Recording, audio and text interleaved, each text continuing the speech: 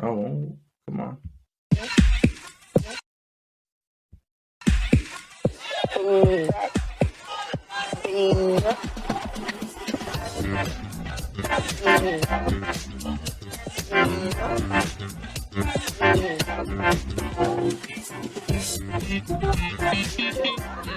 Welcome back to Popcorn and Beers, where some use tomatoes and others use thumbs. We use the stuff that gets you drunk.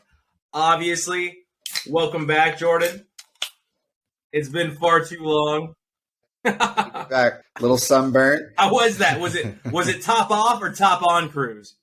Definitely top on. But I'm definitely hiding some peeling. I look like a little bit of like I'm like a lizard molting its skin right now. Hiding some sunburn, some peeling stuff. A little too much drinking. So eventually one of these days, one of these episodes, I will be having a drink with you guys. But not this one, not yet.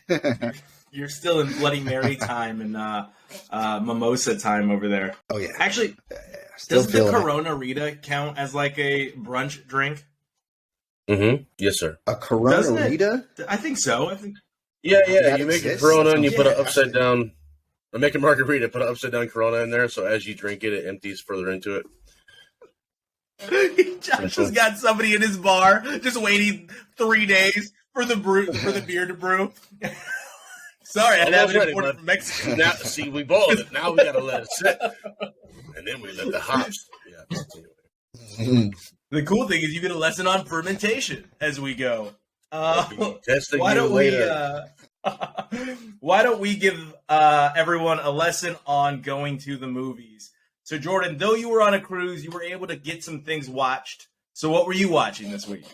Yeah, so I downloaded a few things to watch in my downtime. Mostly just some kickback, relaxed stuff. I watched a little kind of a travel food and travel show called Down to Earth with High School Musical Zac Efron. So it's the second season of the show. It's on Netflix. Second season of the show. The first season they traveled all around the place, all around the world, looking at different things. This one took place during COVID, so he had traveled to Australia, so he was stuck there in Australia. So they just decided to focus this entire season on things in Australia. And so it's your typical food and travel show, but its focus is on like conservation and sustainability practices. So good messages for right now. Cool food, animals, scenery, science, culture, people, all that. It's got everything. Zac Efron, super charismatic. You can't possibly hate this guy, with the whole, the Disney Channel teen star guy. He's transcended that. I feel like he's really charismatic and cool. I can't see how you can hate him. And he has his equally likable co-star, his healthy living guru is what he calls him. This guy's name's Darren. Very, very likable guy on there. There is, Australia looks like an extremely incredible place to visit. It's good, relaxing background programming with a lot of good messaging. You learned a lot watching it. I actually give it a popcorn and 3 beers. It's very worth watching if you're into your travels. How many things tried to kill Zac Efron while he was there? None. He's too good looking. They're like, nah. But everything in Australia wants to kill him. Like the spiders, the bats, the snakes, the kangaroos, like everything wants you to die. And the sun is a great shout in Australia. That's what happens. Maybe he has sunburn like you, Jordan. What was next? I watched Bertkreischer, some stand-up comedy. Bertkreischer, his new special, Razzle Dazzle. I find him hilarious conversationally. But his stand-up more often doesn't land. I mean, he'll have a few bits here and there that are good, but overall, it doesn't really ever get me going. I guess it was pleasant enough to watch, though, but just not really hilarious. He did have a bit in there about that infamous chain text that everyone seems to – it's like everyone seems to get – it's like, oh, click this link because your favorite player got traded to your rival team. And you click it, and it's just like a big man with swang on there. Yeah. You know that everyone has that change, but it's like one of those things that you think for some reason only exists within your circle. Yeah. But so he makes a joke, and I was like, oh, that's funny. I'm glad somebody's talking, referencing that's pretty good. He has a movie coming out based on his famous The Machine bit that he does that he kind of got famous for doing. He's got a movie coming out based on that I think I'll 100% be watching. But this special gets popcorn. I know it took a lot to get that movie made, and it's a little bit about his life as well. It's not just about the machine. I heard him talking about that in some interviews, but I agree with you. It had some funny parts, but outside of the funny parts, I was kind of like, I don't care about your family. Yeah. Like, I hope everyone's good. Yeah. Don't get me wrong. Like, I hope they're healthy and safe. But, like, I don't care about your kids. I don't know. Like, yeah, all his jokes are very specific to his family dynamic. Yeah, he's a very specific type of person, for sure. I follow him just because I listen to their podcast. Excuse me, him and Tom Segura. Two Bears? But, Two Bears, One Cave. Be honest with you, though, like, it's 50% of the time Bert's talking, I turn it off. I just like, no, not today, Bert. He's a sometimes kind of friend, you know what I mean? Like, I can't be around that fool all the time. It's too much. Yeah. It's always on. He had a Netflix little short series called, like, The Cabin or something, where he rented a cabin. He had all his, like, comedy buddies, like one with Segura, one with Bobby Lee, like, different comedians come up and visit him. And they just like do these really funny activities and stuff. So if you get a chance, watch that. I really enjoyed that. Very short watch, like 6 episodes, 30 minutes. Pretty good. Yeah. Next, I watched Michaelche, Shame the Devil. So this one is a couple of years old, but I heard a bit of it on stand-up. I listen to stand-up radio on satellite radio sometimes on my work. So I heard a bit from this special. So I was like, I'm going to download that and watch that on my cruise. His hilarious deadpan delivery is the best. He's like the best. I think he's like the best young deadpan guy coming out right now with that style. Probably so. He has one of my favorite bits ever about how terrifying white women are. If you got the time, YouTube, White Women Are Terrifying, Michaelche. It's one of my favorite comedy bits. He got to write with Tina Fey too, and I think that really helped him because Tina Fey and Amy Poehler are hilarious writers. Yeah. So I think writing with them, I think really would help his style and helped him be able to attack things like how white women are scary. Yeah. Him and Scarlett Johansson's husband, Colin Jost, they took over. I think they kind of took the reins from. That's how everyone is. Scarlett Johansson's. Yeah. What's his name? I don't know. That guy that got really lucky. Yeah, he's funny guy. Scarlett Johansson fell for his. Well, he is also brilliant. He's brilliant. He's funny, and he's pretty good. I think he went to Cornell, or he went to Ivy League college. So Harvard. He went to Harvard. I don't know where. He might have been on Howard Stern or somewhere. I was listening to an interview of him somewhere. He had a really funny story. He was talking about where he crapped his pants golfing with his buddies. And he just like flung them into the woods and continued golfing or something like that. I don't know where I heard this conversation, but it was great. And I was like, wow, this guy, because he kind of just seems like Seth Meyers, just a very straight guy. That's he only does the weekly, what is it? What do they call it on SNL? Week in Review? Yeah, Week in Review. Something like that. Whatever that bit is. Yeah, that bit that they do. And you're like, but he actually has some funny chops. So, shout out to that guy. Getting off track, back to Michaelche. A little bit of politics, social commentary, the dick joke, something for everyone. You can see, I wrote, you can see why he's been a co-head writer of SNL for so long. I need to watch his sketch show on HBO Max. I think it's called That Man Michaelche. I've heard good things about it. It's pretty funny. So I got to get around to that, watching that. This special made me laugh out loud more than a few times. All right, popping two from Michaelche. Michaelche edges out Bert. Oh, yeah. I think he would say that, too. Yeah, I agree with you. I think Bert's aware of how not very talented he is compared to other people. Even though he thinks he's the best, he's also aware that, like, all of his friends are funnier than him. And that's cool, as long as you know. He says it quite a bit, actually. Yeah. Like, he says he could have never done the live special that Chris Rock did. Yeah. And he's like, people that didn't like it don't understand how difficult that stuff is, and he went into it. But I was like, okay, all right, fair enough. Yeah. Still wasn't that funny, but and he didn't give us the juice that we all wanted from the Will Smith slap. He just gave us a little bit.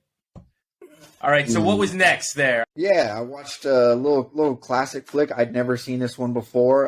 It's called Escape from New York. You might have heard of it, starring Kurt Russell with an eye patch. I'd never seen it, no.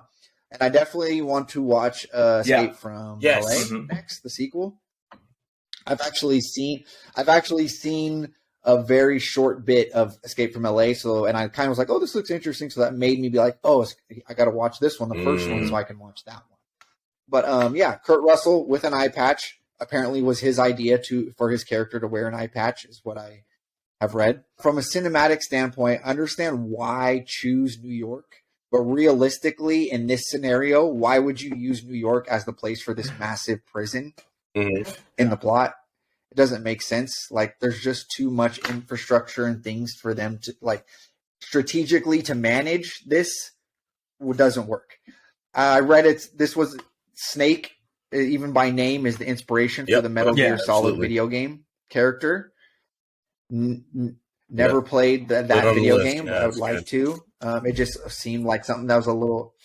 It seemed like something that was just a little too had its own following that I missed. That movie's coming out too. That movie's in like pre-production. They're making a Metal Gear movie? Yeah. Really? Wow. They've been trying to make it for a long time, but I just saw on IMDb that it went into pre-production, or maybe it's been in pre-production. But Metal Gear Solid is supposed to have a movie. That's cool. The game series has a rich lore, and it's really weird. But if you get a chance, just play the first one. It's probably an 8-hour game. You know what I mean? It's really good. Good story. So Escape from New York. It's always sad to see the World Trade Center in movies now. You know what I mean? And it's very prominent in the movie. Land on the World Trade Center. You know, it's like, oh man. I'd laugh every time he pulled out his like communicator device to talk to his handler guy, and it's got that long ass antenna, and it's like it's really like you can't ignore it. It's like pulling out his antenna to talk to her, and then he's got to like takes like three shots. This is to what tuck it back will away. look like in the future. Pretty guy laugh at that every time. Yeah, the antennas are I know they have all this like. They basically have like stealth gliders to get him in and out of New York, but he's still communicating on this like solar cup on a string type technology. Running through the city and it like gets snagged. The end of the movie, the warden guy that's in charge of the whole New York, again, Snake's handler guy, he pulls out it's even better. It like one-ups the whole movie. He pulls out a radio that's like the size of a small infant. Like it's like it's hilarious. He like basically has to like seatbelt it to the side of his head. I think it's like, possible that was a joke, like on purpose, or was it? It might have been because it's very deliberate. The fighting scenes are awful. The action scenes are not very good in this movie. They're set up very cool, but just the choreography is really bad. It is a cool movie, cool concept, all of that, but I give just it the popcorn. All right, you got 2 left. Moneyshot, the Pornhub story on Netflix. You reviewed it last week. Last week? Right, I believe. Yeah, I watched this just like everyone else, strictly for informational purposes. I've never even heard of the site, you know. So what is it? Like, you've never even heard of both this sides. What site? No, That's internet. No, of course not. Yeah. What's the internet? Both sides of the argument presented have some valid points, but both sides also take some liberties. It dragged on way too far, way too long. I mean, so I don't even think I give this a popcorn. It was really bad. I didn't want to finish it, unfortunately, and I was just like, it just makes you sad, to be honest. Like the whole thing. Oh yeah, it's like terrible. I've already done some stuff on how terrible revenge porn is on our other property, the Sad Fan. And so they did some stuff on revenge porn on it and stuff. And they did some stuff on how these folks like try to turn this into a career. Right. And then the government kind of shuts stuff down. And then these hackers make them look like bad people, even though they're not bad people. It's a lot. It's a lot to watch. It's a lot, mate. Yeah. I mean, the industry, you got to have respect for the industry, you know, protect the workers, but, you know, let people make their own adult choices. Content needs to be moderated. All those things are good points, but just the way that this was, the documentary itself just was not something. It wasn't very watchable to me. It was a hard watch. So what was last? Yeah, go ahead. Yeah. Oh, go ahead, Josh. Go ahead. Josh, no, go ahead. Okay. This is a conversational platform. Well, I mean, okay, on a grander scale, I think the fact that it's so taboo and barely spoken upon in the legislatures of this country, there's bad people that take advantage of the fact that they are not being paid attention to. And that's the part that makes the industry so bad. It's one of the oldest professions, basically, and it's never... It might be the oldest profession. I mean, well, the camera wasn't involved, but anyway. How do we know? How do we know? How do we know? This is Babylon 5. There's some cave paintings. There's some cave paintings that might not have been discovered. There's a buffalo. Yeah, with the camera on his attached to his freaking head. But anyway, yeah, bad people take advantage of situations where they can hide, and that's a great industry to hide. It's sad. We should just acknowledge that it's happening, acknowledge that it's a business. Let's do it so everyone can have a fair wage and fair treatment. Yeah. My last... Sorry, I was the last one. But that's like, you were going... This is going to be our reel, but I'll take it out of the episode. And the documentary... Wind into my next totally ridiculous movie. And then I watched something like... Yeah. So what was this? So the second movie I watched, it's called Underwater. Came out a couple years ago, or 2020, starring Kristen Bell of Twilight fame. I actually watched this on the cruise ship on the on-demand system because it was, it seemed situationally scary and like on point. Like, oh crap, I'm on this cruise ship. This might make this movie a little bit more eerie, because I watched it when it first came out and I remember not liking it very much. I'm like, this is kind of stupid. I looked up. It's also available to watch on Hulu, so you can watch it there, not just on cruise ships. I love horror that connects to already mysterious places in the world. I have a fascination with the quote, the 7 wonders of the world. I don't even know if this is one of them, but it should be the natural wonders. Trench. The deepest point. Trench. Yeah, the deepest point on Earth. Yeah. Yes. Is that a... I'm sure maybe natural should be. Should be. The natural wonders is different, but it might be. I don't know. Okay.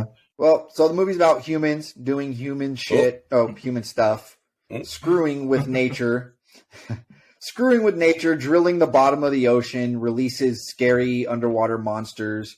Kristen Bell goes all Ridley, Sigourney Weaver from Alien. Really earned some cred on this one, running through hallways, running around and throwing elbows, all that. It's almost copy and paste. Yes, it's almost copy and paste Ridley from Alien. The controversial T.J. Miller is in there for great comic relief. He's funny in that role in that movie. He mistreats women, unfortunately. He's kind of a weirdo, though. He's kind of a weird guy. We don't support his actions outside of film, is what we'll say there. Yeah, there you go. Yeah. The monsters in the movie receive little to no explanation. Upon some research of my own, the big bad monster at the end of the movie is inspired by this Titan god named Cthulhu. So if you're into mythology and monsters and that kind of thing, that's what it's supposed to be. Because I remember being really confused by that the first time I watched it. Like, what is this? This is ridiculous. And that completely shut me off to the movie. Having known that, watching it again, I actually liked it. Cool. I got a little bit of respect for the movie. He's pretty terrifying looking. The opening scene, the opening 20 minutes is excellent. Excellent. I love the way it all blows up and everything. The rest of the movie is really a slow burn. A lot of just darkness, kind of Blair Witch point of view, found footage, kind of looking like, they're just kind of scrolling through. Yeah, kind of just walking along the bottom of the ocean in pitch blackness. So it's kind of what you'd expect from that. Popcorn and a beer. Yeah. I like Cthulhu stuff, but it's weird to not know. It might be, I can feel you. If you don't know exactly what's up with the Cthulhu stuff, the deep or the super aliens or whatever. Yeah. Anyway, I like that stuff. Aliens. Really quickly, I'll go through mine pretty quick. I did watch Waco, An American Apocalypse. I found that fascinating. I find all the history behind Waco fascinating. I just find it fascinating how people can be manipulated. How really smart people even, because if you really watch this, There are lawyers, nurses, like people that are career fields that are stereotypically filled with smarter people. And they all are searching for something, I guess, and they believe. It's all rooted in religion for the most part, which is also kind of gross. Not the religion part, the part where they allow themselves to get taken care of or taken advantage of. But I thought that this was really, really interesting. I mean, you have David Koresh literally saying, like on audio, they released the audio of him saying that he's the second coming of Jesus Christ. You have actual video footage of the FBI raid. And also the other agency that was involved raiding the actual commune. And you hear stories from the snipers that were there watching the 50 cals that David Koresh had pointed at them. You hear from the SWAT officers that had their friends murdered by this cult. And you hear from the cult members. One of them, I think her name was Kathy. I just wrote Kathy is an insane person. That's what I wrote as my note. She's just an insane person. And she's like, the things I'll do for my God. And I'm like, well, your God trapped you with a psycho person, so maybe stop.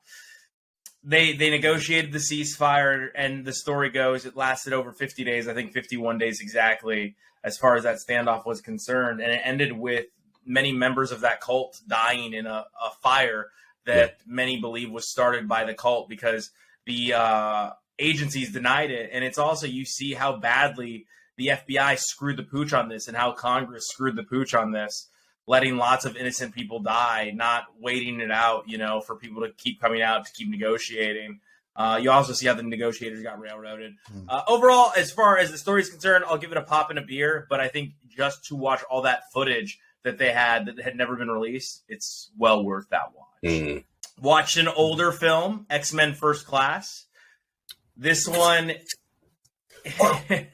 It's one that I never looked at as a serious movie, right? I kind of crazed over because I was like, the first three were so bad. I mean, the first one's fine. It's at least sets the tone. But then I was like, And then I rewatched. I was like, this is a pretty good movie, except for all the chances that they have to kill Kevin Bacon, and they never kill Kevin Bacon. Like every single time, like even in the initial room where Magneto displays his powers because they kill his mother. He kills the two guards, but doesn't kill Kevin Bacon, who shot a metal bullet that killed his mother. He couldn't have. And I'm just like, yes, he could have. Right there. Well, he couldn't have. Just take the bullet out of your mom and put it in Kevin Bacon's head. He would absorb it. He absorbs energy.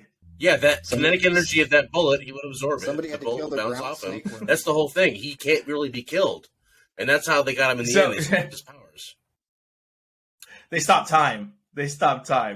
That, what a cast. January Jones, Kevin Bacon, Jennifer Lawrence, dude from The Menu, who I don't think is a great actor, but he keeps starring in some stuff, He's in stuff. And James McAvoy. Yeah, Nicholas Hoult, thank you. James McAvoy, and then Michael Fassbender, of course, but if you actually know how powerful Magneto is, like if you actually know, and granted this is first class, he's just learning how to get in touch with his powers, he could have just wrecked shop so many times. Like there was a yacht scene, and I'm just like, just take the metal in the yacht and put him in a little metal ball. He can't absorb that, Joshua. They really toned down his powers because I guess he was young. You know what I mean? He didn't have full access to his powers yet. However, you're right. You know what I mean? I'm just watching them like Magneto could just destroy everything so many times. Why does he have to tractor? That's what I said with the whole scene. The entire scene, I'm like, just pick up the yacht. Just pick up the yacht. Drown everybody. It was that was crazy, but I did love the portrayals of a lot of the characters in their youth. I didn't even realize that it was Zoe Kravitz because she wasn't as popular and famous as she is now. And I'm just like, damn, Zoe Kravitz is in this. So the cast is phenomenal. It's a really good cast. It's actually probably one of the better X-Men's. And then, of course, it leads to Days of Future Past, which is widely regarded behind Logan as one of the better X-Men. You didn't like Days of Future Past, Jordan? I didn't care for it now. I don't care for really any of the newer one. First Class I thought was decent. I thought it was pretty good, but the next two after that, Apocalypse. Yeah, Apocalypse was really bad, but Days of Future Past was lots of people really enjoyed that. And Dark Phoenix was bad too. But Future Past was really good. Apocalypse was like my favorite X-Men villain, so like I was really disappointed by that one, for sure. Another character that could literally just wreck shop whenever he wants. Yeah, whenever he wants to, he could just destroy Earth. Yeah. I give it a pop and 2 beers. When I rewatch it, the fact that the special effects were still pretty good, that the movie held up, the actors and actresses in this movie are great. I mean, Oliver Platt's in it, and he's just listed as guy in fancy suit. Yeah, Oliver Platt. So good. Yeah. Somebody had to play him. Somebody has to play guy in fancy suit. He'll be a great award-winning actor. If that's the role you give Oliver. Yeah. Triangle of Sadness. I rewatched it. As you guys know, it was in my top 3 movies of this year. And I see why. Yeah, I see why I put it in my top 3 movies. Because it was a lot like The Menu. It is a movie totally about classism. It's very satirical. About very wealthy, self-absorbed people, beautiful people, or super rich people, all on a yacht cruise. Some are Instagram famous. Some are wealthy from manure. Some are tech bros that just get rich. And they're all just pretentious and do whatever they want with the staff because they know the staff has to do whatever they say. Otherwise, the staff won't get paid. And it's a popcorn and 3 beers for me. I mean, Woody's funny for the short time he's in it. Without 2 Woody Harrelsons in a row for me. Woody, and good. Just you see the classism in that all of a sudden they all get, there's a big disaster and they all have to rely on each other during this disaster. And all of a sudden, instead of being all for capitalism and money because they don't know how to fish or start fires or anything like that, they're all for socialism. No, we should all be in this together all of a sudden. And that part's really funny about how quickly wealthy will believe in socialism or, care programs if it benefits them. Yeah. A popcorn and 3 beers for me. Yeah, it's funny because there's a whole, someone becomes a prostitute for pretzels in it. One of the characters becomes a prostitute. And I thought that was hilarious. Joke ends up being on all of the rich folks because they didn't gain any real life skills besides making money. So it was a good movie. I definitely recommend it for everyone. And then that was it for me, actually. So on to you, Josh. Roadhouse. I watched Roadhouse. It was good. I mean, it was good. It was bad. It was pretty. It was absolutely ridiculous. It's the first note on my list. Yeah. Good, bad, pretty, Swayze. Swayze. Yeah. Swayze. I don't know if he's a good actor, but I can't stop staring at him. You know what I mean?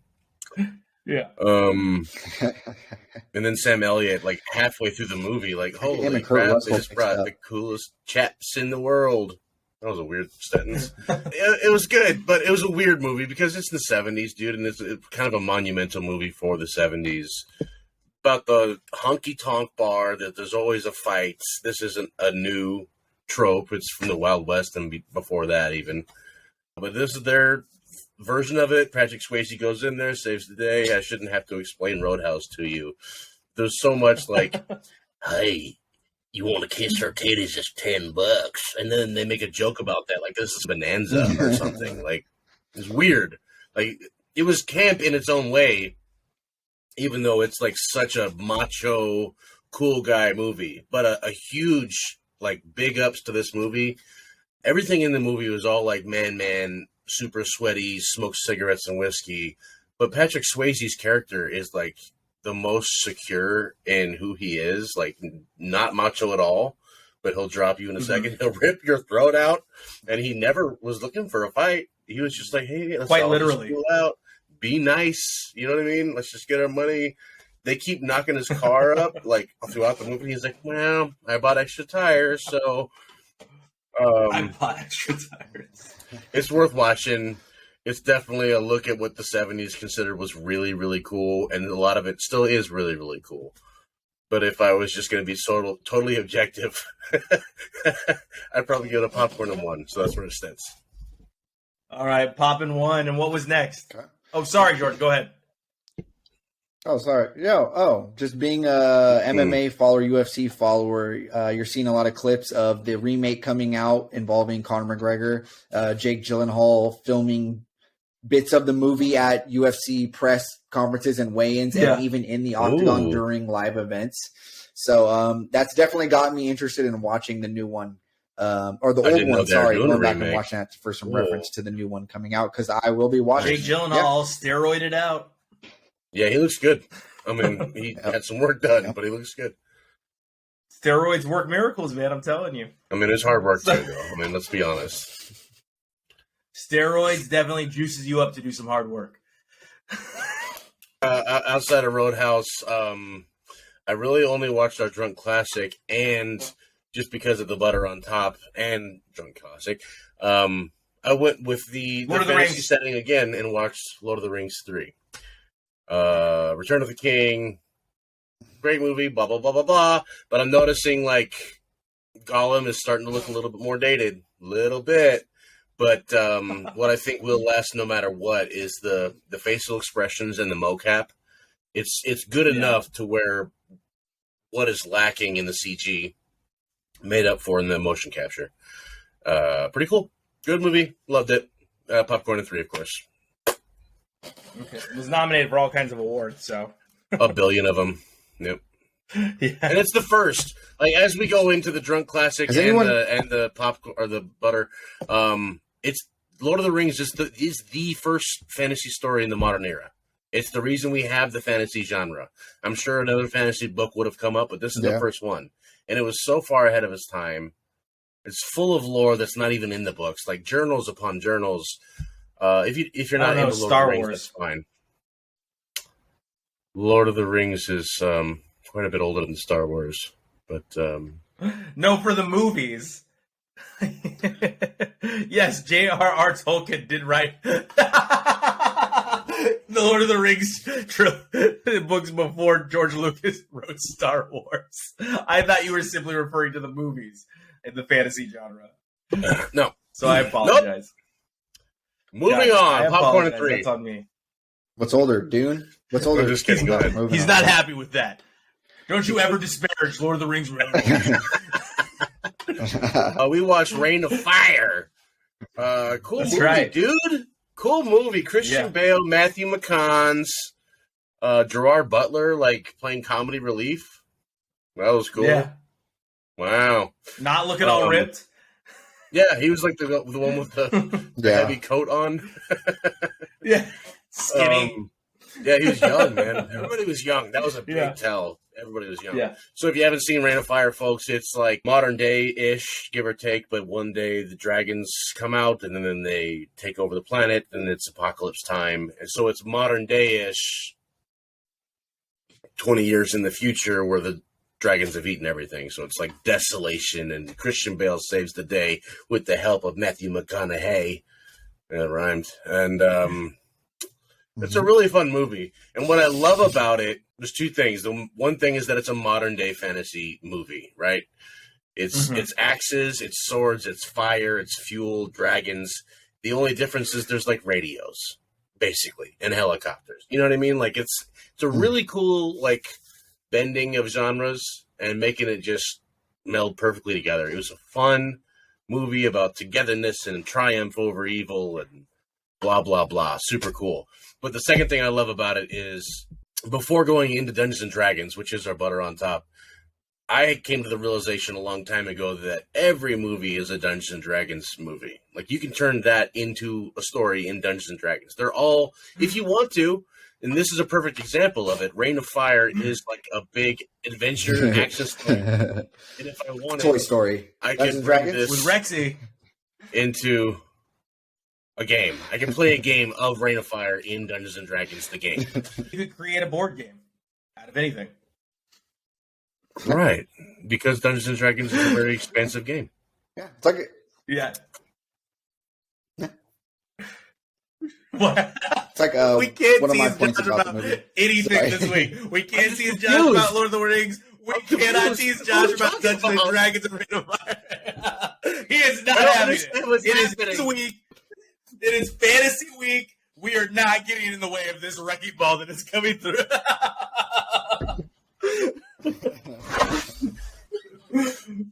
No, yeah. Sorry, John. Sorry, John. It was funny because it sounded like you were like, basically, you could make a board game out of any movie. So Jordan, what were you going to say? Oh yeah, one of my notes that I wrote down is that when I watched this, I was like, wow, this would make a really cool video game.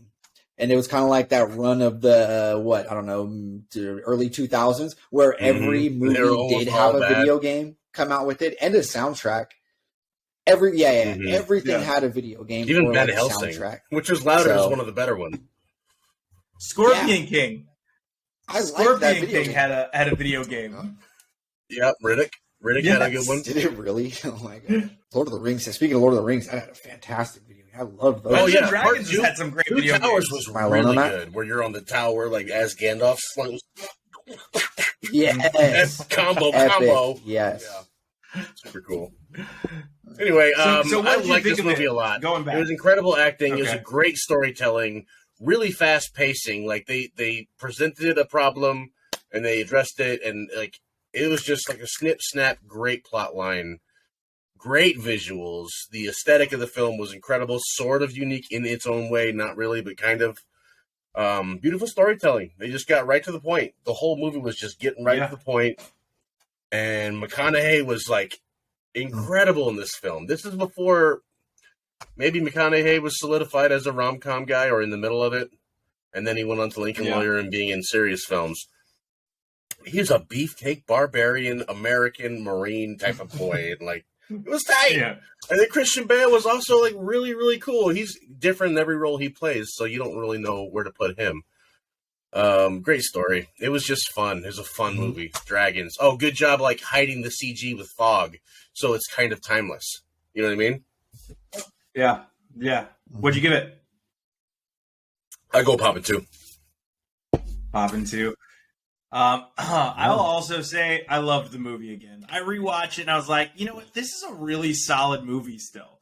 Story's still fine. It could last in any generation could watch it and be like, oh, wow. Because they don't really give years, really. It's just like, I'm in London. Oh, there's dragons hibernating in London, which is where they used to have all the dragons on all the medieval shields and everything, you know? So is it that crazy? And the world that they live in is like very relatable. If the world was to be burnt down by dragons, like if you were to assume what it would look like, I would say probably like this. If dragons took over the world, this is probably what it would look like. Matthew McConaughey is just badass at badass's finest. Another great cast. America is the worst again. Like, there's nothing worse than dragons except for Americans. From Gerard Butler. Right. However, they proved it. Yeah. It was great. I love that. However, the Americans still bail them out. Here come those dwarves that are going to save us from the goblins. America. I just put, of course, it's the Marines that show up. And then I put Christian Bale in this. You're right. Christian Bale, along with Matthew McConaughey, is also really badass. And I put this is one of those films that led to him getting the Batman role, for sure. Oh, he filmed Batman like almost immediately after, yeah. And another he has cool the note, Batman though, voice at times in this, right? Yeah, but he had just come from Machinist, and so he was going to go with that gaunt image for this movie because realistically, you would be a gaunt, feeble man after like a lifetime of scrounging through ashes for food. But then he saw Matthew McConaughey and literally started doing push-ups that day. And that's why they're both kind of beefcakes in the movie. It's because Matthew McConaughey showed out and Christian Bale was like, okay, all right, hold on now. And that's what helped him get Batman. So he was a beefcake already. I'm with you, Josh. I'm going to give it a popcorn and 2 beers. Go ahead, Jordan. Okay. I just remember wanting to see this movie so bad when I saw the commercials and previews when I was a kid. This came out a really long time ago, right? I mean, I was pretty young. But nobody would take me to see it. Mom didn't want to see it. Dad didn't want to see it. Eventually saw it on DVD. I remember not being all that impressed with it as a kid. Maybe just, as my kid, like I wanted more just straight up dragon fighting action as a child. But watching it as an adult, getting the dialogue and the dynamics and all that stuff, I did think it was a pretty solid movie. I didn't realize all the young star power in this as a kid that I saw now. That's really cool to see. It took me a while to even though when I started the movie, I saw a McConaughey list cast, in the movie. But even when they showed him, I was like, that's not Matthew McConaughey. Where's Matthew McConaughey? Until he started talking. And then I kind of laughed because I'm like, his voice almost doesn't fit the way he looks. Like his relaxed kind of southern drawl is not what I was expecting I was like, what the hell? That's not McConaughey. Cheating. You guys have soiree. Be honest, you make me sick. I agree with you, but there was a small difference in what it usually sounds like. And not usually, most movies, he has that. He's the same accent, same style, but he's just a little more. Hey, how you doing, buddy? You know what I mean? He had a growl. He had a little bit of desperation growl, and it was a nice. It was refreshing to see. You know what I mean? Like, I wish you had just been an action star your whole life. Not to say that all of his movies are bad, because I love all of his movies, but you know what I mean. I've seen plenty of McConaughey movies before and plenty of McConaughey movies after, but his little scene, his little monologue in The Wolf of Wall Street ruined McConaughey's delivery for anything ever. That's like one of my favorite just scenes in a movie ever. I love that part in Wolf of Wall Street. So every time I see him in anything now, that's what I immediately think of. Like I want him to deliver that part in every movie. Really just in any circumstance. And it's just so well acted between the two of them. Yeah. Speaking of, we talked about Star Wars. There's a really funny scene where they're entertaining the kids, trying to lighten up the mood, and they're reenacting Star Wars as the Black Knight and the White Knight, but it's really, of course, Darth Vader and Luke Skywalker. That was really funny. I thought that was a really funny part. Also, when McConaughey goes to confront the big dragon, his big plan boils down to just shooting it with a shotgun. When they first encounter the dragon, he's just got a shotgun, and this thing's like 100 feet in the air, and he's just shooting it with a sawed-off shotgun, and he just melts his entire army in one pass. So I thought that was pretty ridiculous. The effects are decent, like you said. Just with the way they hid some of the direct shots of the dragons and all that. I give it a popcorn and a beer. I'll give it a popcorn and a beer. So for the audience that doesn't know, before we get to the butter on top, I was gesturing of the only scene to me that was truly stupid was it looks badass. It looks great, but it was so dumb. Like what did you think was going to happen in this scenario? He knew what this thing's been on Earth for thousands of years. And it's just not going to catch you right out of the air? Well, he was hoping he'd just catch one good hit off. He knew he was going to die. And it was either that or just sit there and take it.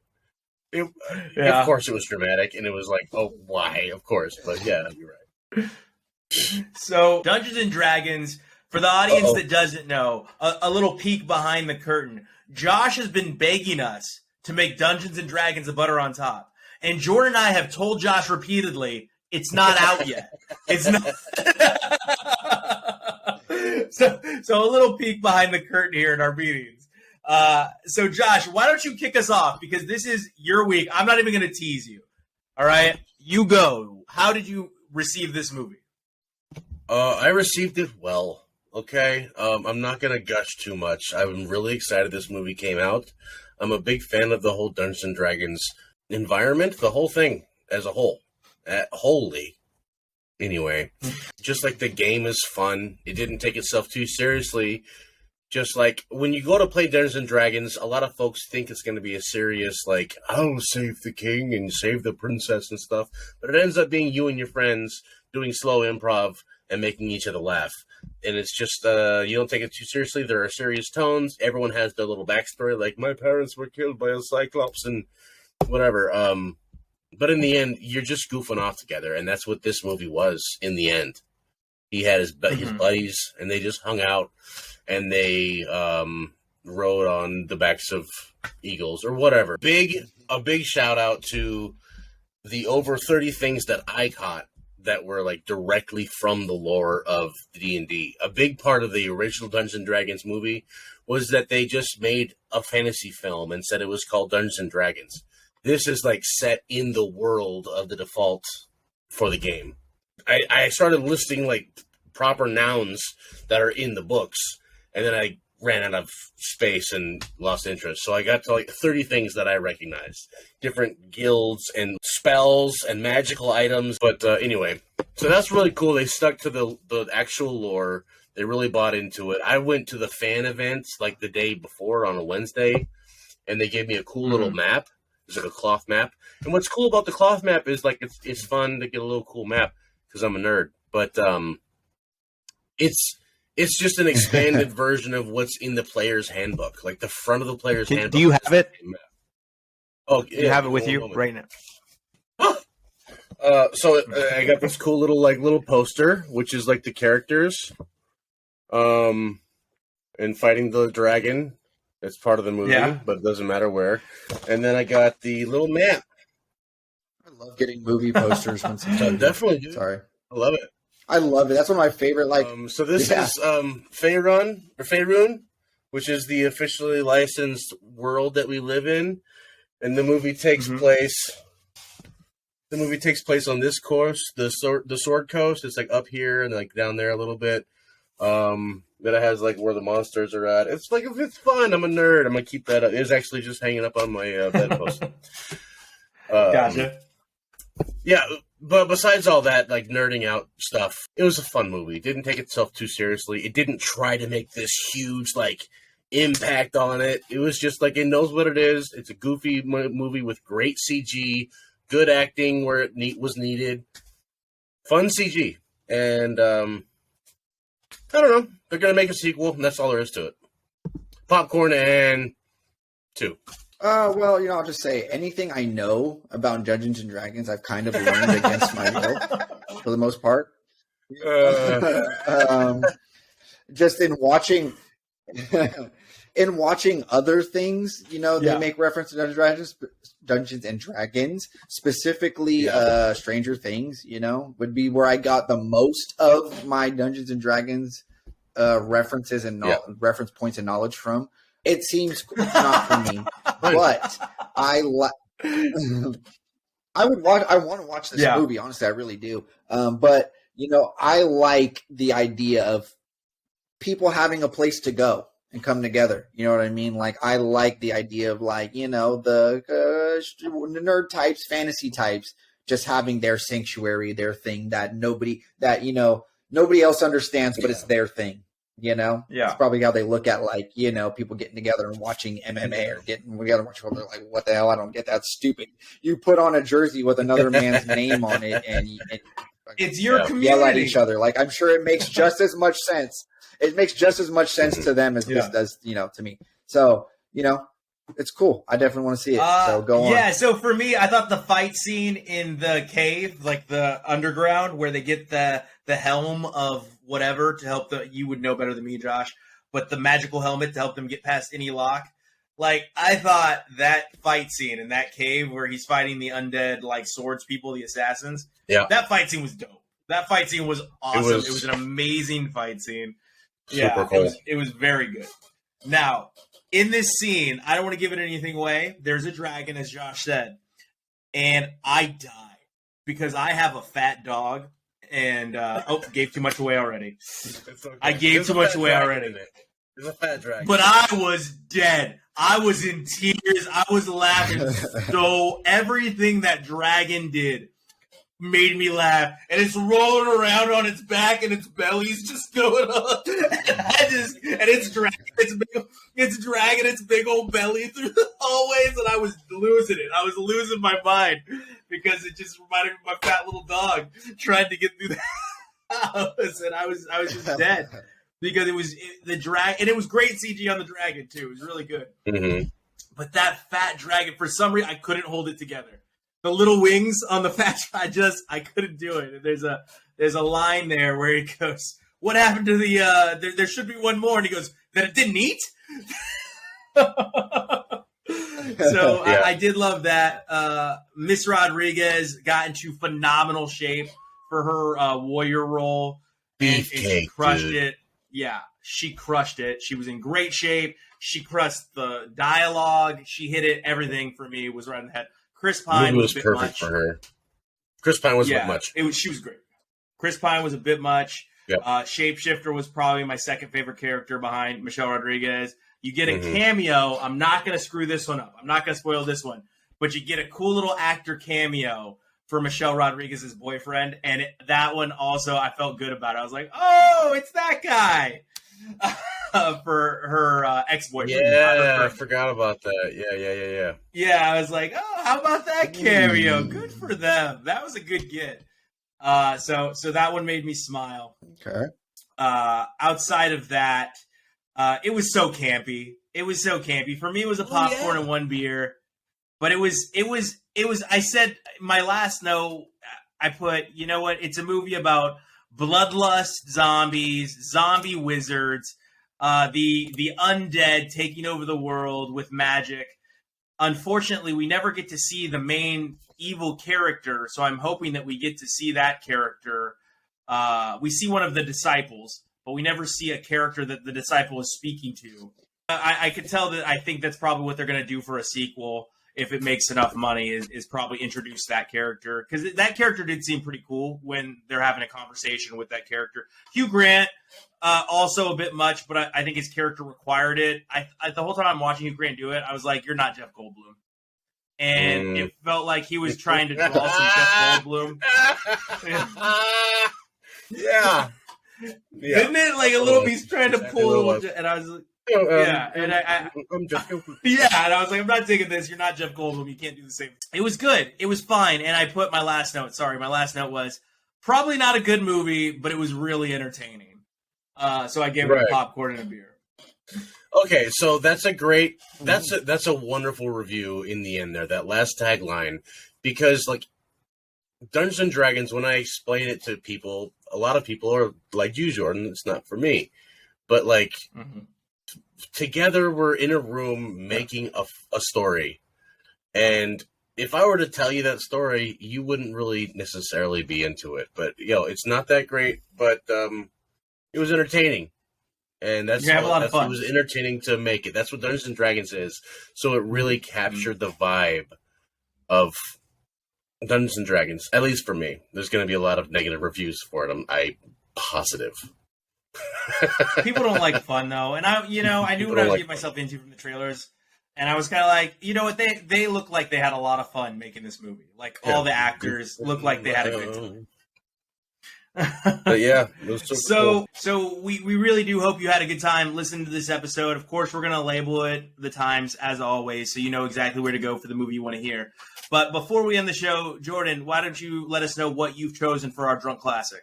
My Drunk Classic pick, I'm going to steal your little pre-production joke about it's a love story between a man and his tank. It's called Fury, starring Brad Pitt. So we're going down the war tunnel again.